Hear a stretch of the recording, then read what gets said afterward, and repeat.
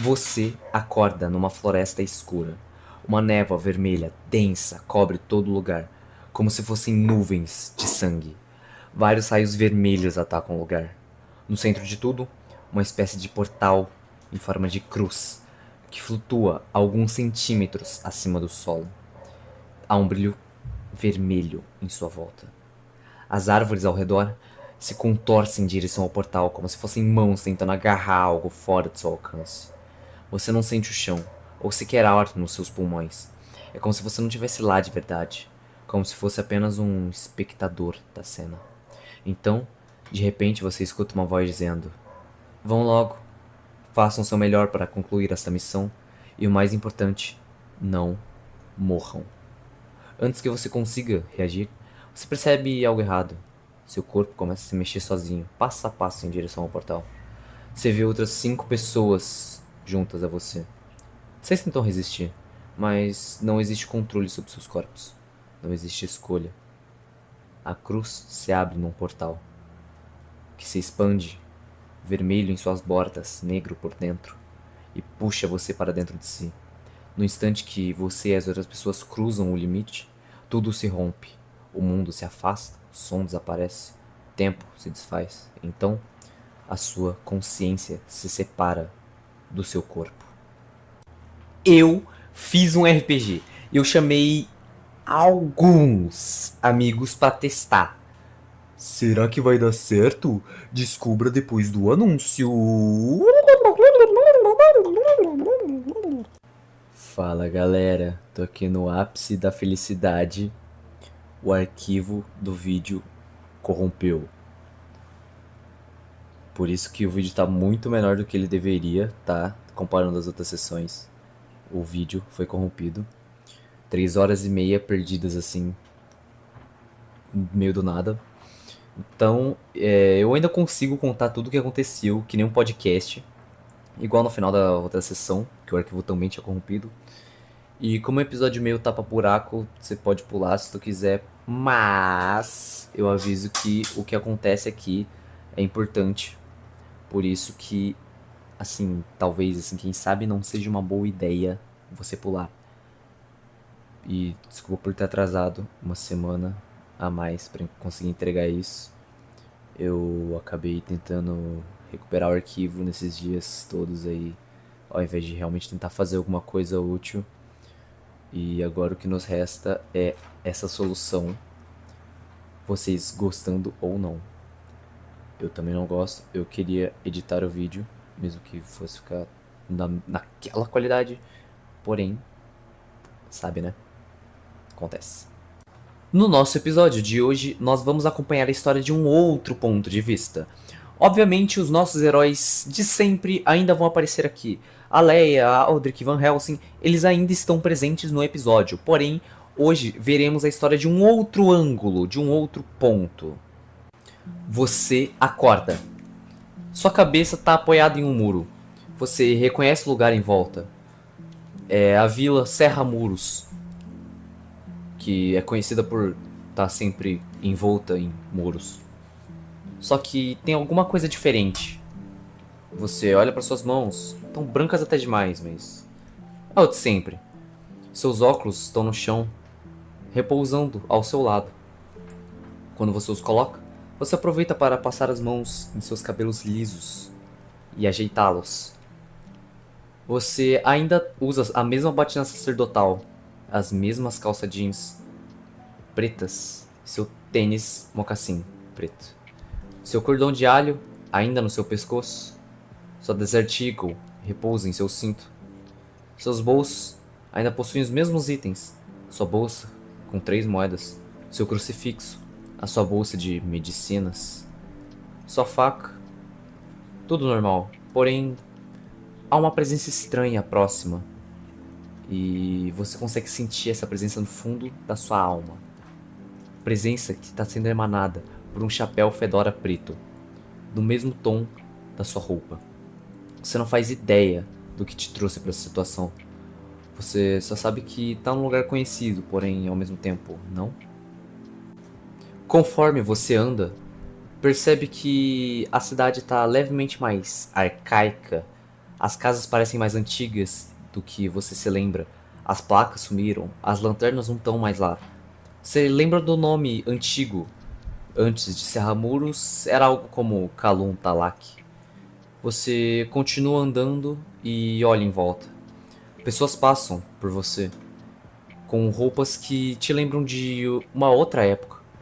No fundo de tudo, você consegue escutar um barulho incessante de ferro batendo em ferro. Ignorando tudo isso, você decide entrar numa taverna, meio no centro do reino.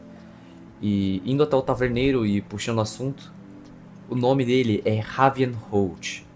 Ele pergunta quem você é, se é um viajante. Você se apresenta. O seu nome? Maicon. Maicon Miller. Você não tem certeza, mas acredita ser um viajante. E pergunta onde fica tudo. Holt diz que, caso você tenha dinheiro, pode se hospedar nas estalagens próximas à entrada. Você agradece pela dica e diz que vai pedir uma bebida a qualquer hora para pagar de volta pela gentileza. Então parte em direção à entrada do reino.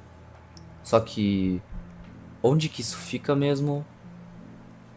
Você pergunta a direção para algumas pessoas e algumas apenas olham torto e continuam seguindo.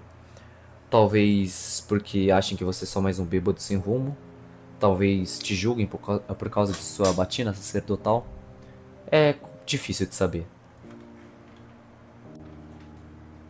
Após um certo tempo procurando pela tal estalagem, você é capaz de encontrar um edifício até que simples, feito quase que inteiramente de madeira, fora uma lareira apagada na entrada. Indo até o estalajadeiro, ele lhe propõe o preço: 5 porcos por noite. Você possui só 3 moedas, então vocês decidem fazer um acordo. Você pode ficar o tempo que precisar, porém você vai precisar limpar os quartos e de vez em quando atender eventuais viajantes. Você concorda sem muita hesitação, porque você precisa de um lugar para dormir urgentemente. E começa imediatamente com sua tarefa. Seus dias seguem assim por um tempo considerável, até que, em uma noite como qualquer outra, após hospedar uma mulher consideravelmente alta para o reino, ela é morena, com cabelo cacheado e diversas mechas vermelhas, seus olhos castanho escuros e muitos piercings na orelha, um homem com um chapéu coco e um manto em cima das suas vestes com um forte cheiro de bebida se aproxima e diz que aquela mulher é uma suposta ladra que não possuía dinheiro até poucos minutos atrás. Você diz que isso infelizmente foge do seu serviço e apenas deixa as pessoas pagarem e dormirem e que eles se resolvam depois. Ele aceita e vai embora. Porém, logo após, um homem bem alto com um sobretudo vermelho e dourado, com um chapéu também vermelho com 3 penas e um monóculo no olho direito, cabelo branco em volume médio, usando apenas um medalhão de prata com orbe laranja no meio e um colete branco por baixo com uma calça preta acompanhada por uma mulher baixa e um constante olhar de tristeza, usando um moletom roxo, calça tactel verde, botas para trilha e um colar com pingente de caveira que você sente que reconhece. Porém, como ela nem notou seu rosto, você ignora. Vocês se aproximam e o homem diz que o banheiro está infestado de ratos. Você lembra que seu chefe vai ficar muito bravo se realmente for verdade. Então você se desespera e vai checar. Você não encontra nada e volta para a entrada. E não vê mais eles, porém tá com preguiça demais para ver se eles subiram. E eles nem têm chaves, então tanto faz. Algum tempo depois, você escuta um grande estrondo vindo do segundo andar. E alguns minutos depois, os homens descem e saem pela porta, nem olhando para você. Aí que seu chefe chega e você decide dormir. Subindo as escadas, você descobre o motivo do estrondo. Explodiram a porta do quarto 034. Você só consegue lembrar que vai sobrar pra você limpar isso depois. Mas acaba ignorando e entrando no quarto 032. Nos próximos dias você continua com os seus serviços de sempre. Você limpa, atende alguns de vez em quando. Nada foge do padrão por algum tempo. Porém, hoje é um dia especial. Seu chefe te libera do expediente de hoje, pois é o aniversário de 80 anos de Kalum Talak. Você decide aproveitar ajudando algumas pessoas da taverna a organizar tudo pro festival, movendo algumas caixas de bebidas consideravelmente pesadas. Tarefa que leva um bom tempo levando em conta a quantidade de pessoas que estava ajudando. Quando a tarefa das caixas termina, você decide se enturmar com as pessoas. E coisa que você acaba nem tendo feito nos últimos tempos por causa que o seu trabalho leva o dia inteiro e você acaba estando muito cansado no seu tempo livre. Então você senta, bebe, conversa com diversos grupos de pessoas que ajudaram na taverna, se conectando de forma quase instantânea com aquele homem do chapéu coco do seu outro dia. O seu nome é Aldrich. Devidamente apresentados, vocês bebem e conversam sobre diversos assuntos, até que começa a chegar o fim de tarde, onde você decide que vai pra casa e vai se arrumar pro baile. E Aldrich, coincidentemente, está no mesmo lugar que você. Então vocês decidem voltar juntos e você usa a sala dos funcionários para pegar um pouco d'água que seria utilizada para limpar os quartos e decide você mesmo se limpar com esta água. O suficiente para tirar o odor das bebidas que você estava mexendo em seu serviço. Logo após se arrumar, você se encontra com Aldrich. Vocês vão até o seu quarto, você deixa suas armas, seus equipamentos, levando apenas o seu chapéu, sentindo que algo assim é poderoso demais para ser deixado em um lugar sozinho como esse, isolado. O festival, assim que vocês chegam, ele está lindo, assim como diversos viajantes que você atendeu nos últimos dias disseram que seria. O Aldrich te chama para beber. Quando aceita e vê o que o seu mais novo amigo está pedindo, é uma bebida apelidada como veneno de cobra. Você pede o mesmo para acompanhar, pagando 2 porcos. Um grande erro, você vomitou quase que de forma imediata, perdendo um scam. Depois de se recuperar, vocês continuam bebendo e até decidem entrar dentro do espaço com música alta. Enquanto você pede ajuda pro Aldrich para ajudar você a achar uma pessoa da sua família. Uma prima que você nem tem certeza de que ela está ali, mas você sente que ela está. Aldrich concorda em te ajudar e parece até meio surpreso quando escuta que o nome dela é Moon Miller. Após um certo tempo procurando, você encontra ela. Bêbado demais para se equilibrar direito, se apoia nela e começa a fazer perguntas normais. Ah, como vai a vida? Ainda comeu um colar? E outras coisas assim. Após as respostas dela, onde muitas palavras meio que perderam o sentido e foram embora, talvez pelo álcool, talvez, quem sabe, a música alta demais para você escutar, ela meio que te devolve pro Aldrich e sai. Há tempo de anunciarem o evento da noite. Uma luta entre um tal de Van Helsing com o respeitado Andrew Weaver, lutador profissional que perdeu apenas uma luta em toda a sua vida. Porém, nem todo mundo sabe disso. Van Helsing sobe no ringue, encara Andrew nos olhos. O mesmo pergunta como ele teve coragem. Mas coragem do quê? Andrew faz uma cara de ódio puro e responde: se meter com a minha filha, seu merda! Aí ele aponta para Van Helsing. Eu sou Andrew Weaver Orwin, pai da Selene. A mulher que você saiu essa noite sem a minha permissão. Após escutar isso, Van Helsing apenas consegue pensar sozinho que fudeu completamente. Então ele se vira para Andrew e propõe a seguinte coisa: se ele ganhar esta luta, Andrew deixará ele em paz e vai deixar ele sair com a filha durante a noite. Porém, caso Andrew ganhe, ele nunca mais olhará na direção de Selene. Andrew aceita. Talvez seu ego seja bem alto. Talvez ele tenha certeza de que ele vai ganhar. Van Helsing também sente essa certeza. Então decide usar uma absorção vampírica, ficando com 64 pontos de vida. Finalmente começando a luta, Andrew acerta diversos golpes com extrema precisão e força. E nosso querido lutador do Wolf Cut também.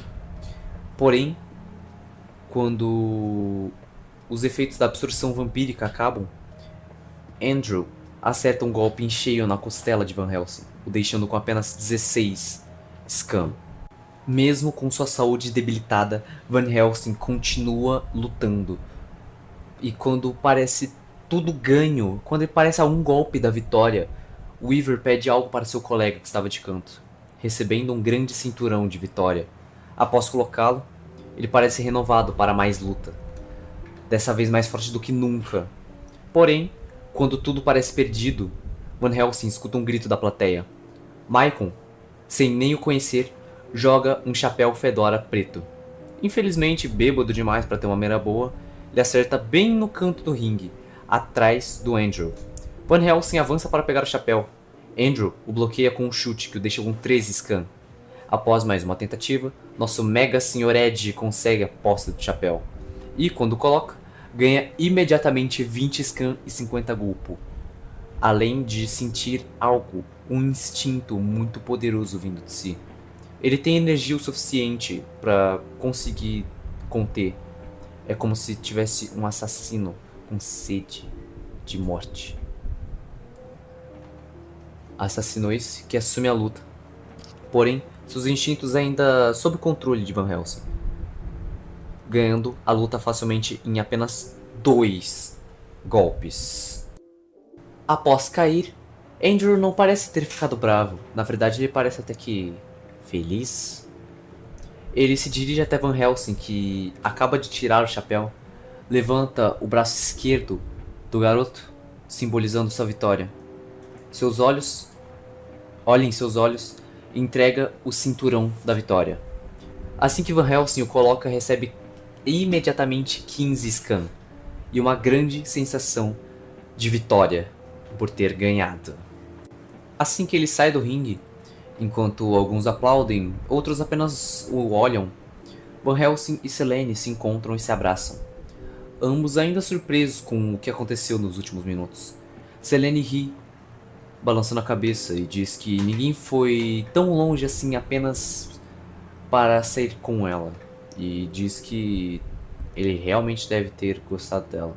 Sorrindo de uma forma meio boba, enquanto olha para o homem alto usando um monóculo que acabou de enfrentar o pai dela. Após um longo abraço, Selene pergunta para o profano de Wolf Cut se ele tem algum lugar para passar a noite, porque senão, quem sabe, nós não podemos, assim, passar na minha casa. Tem espaço lá.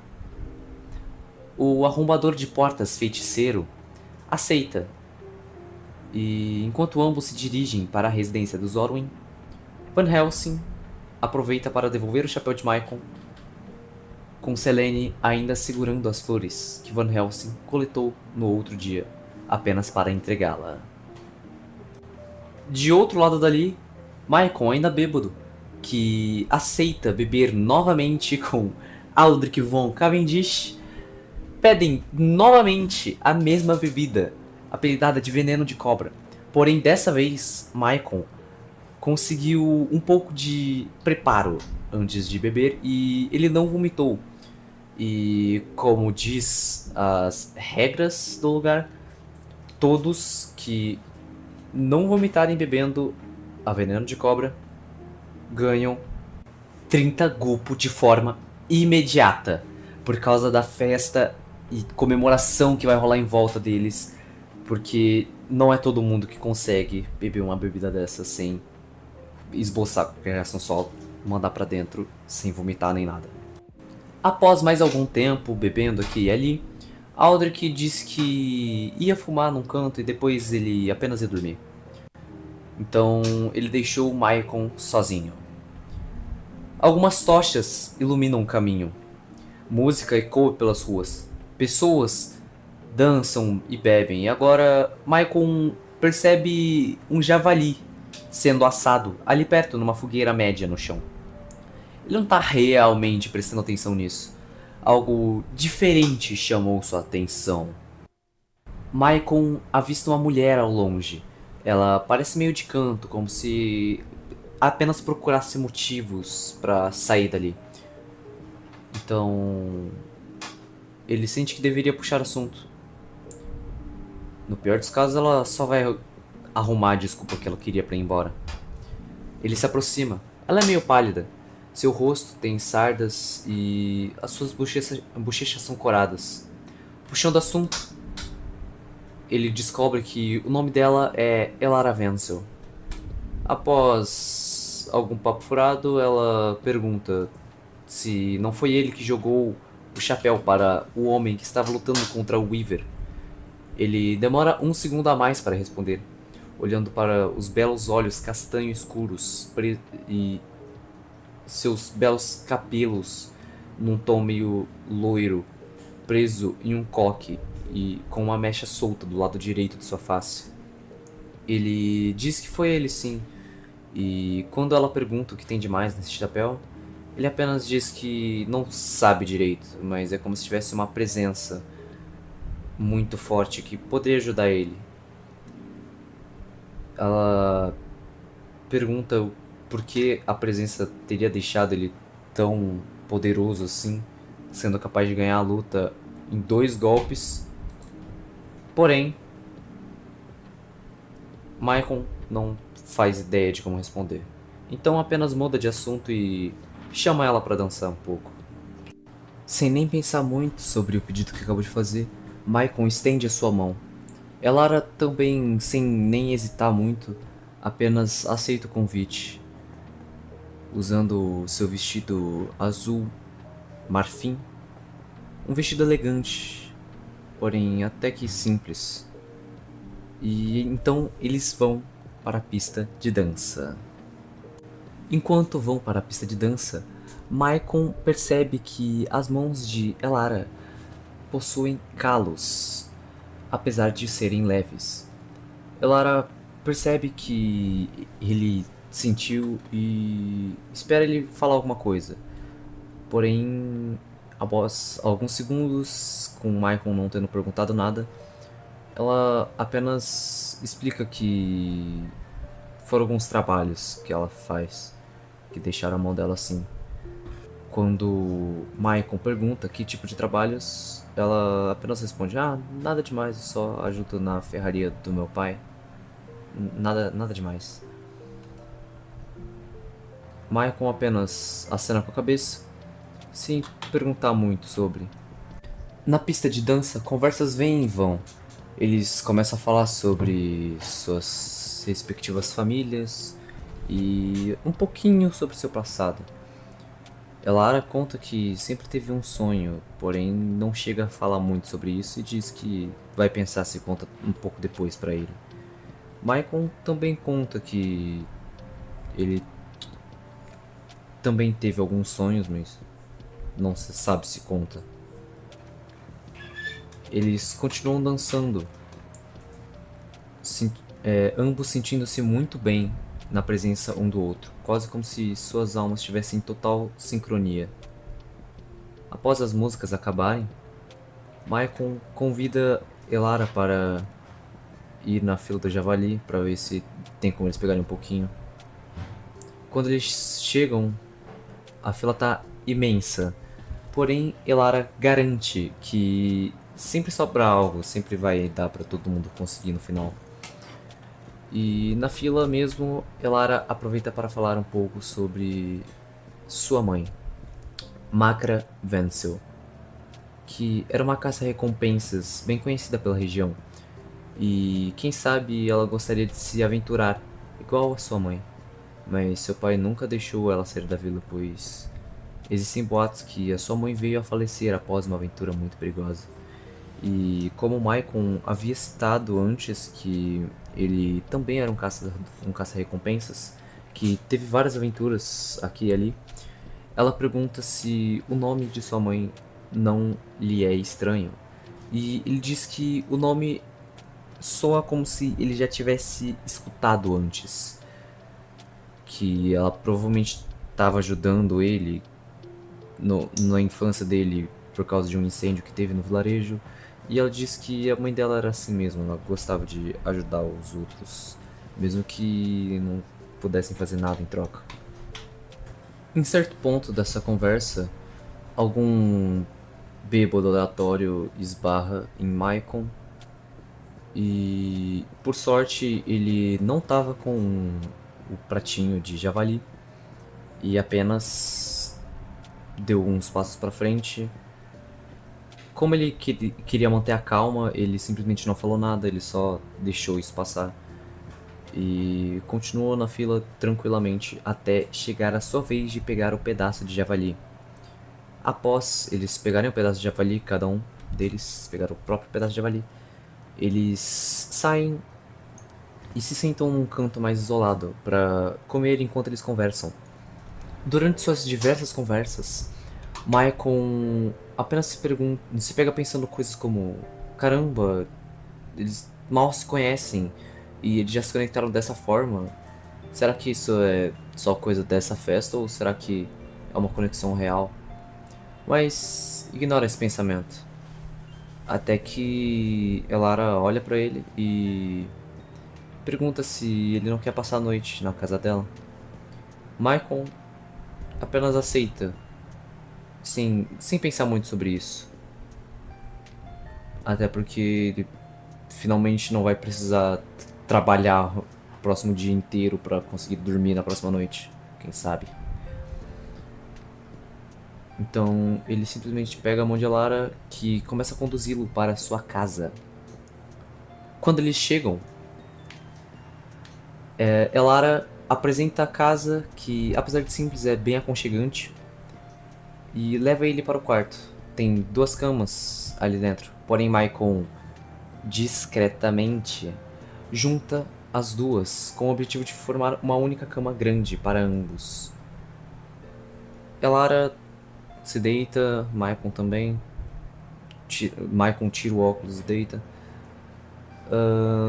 Elara apoia a sua cabeça no peito de Maicon e dorme. Maicon continua acordado, olhando em volta, como se a qualquer momento alguma besta maligna pudesse surgir e ele teria que proteger eles. Porém, com Elara ali, ele sente que seria mais capaz dela acabar protegendo ele do que o contrário.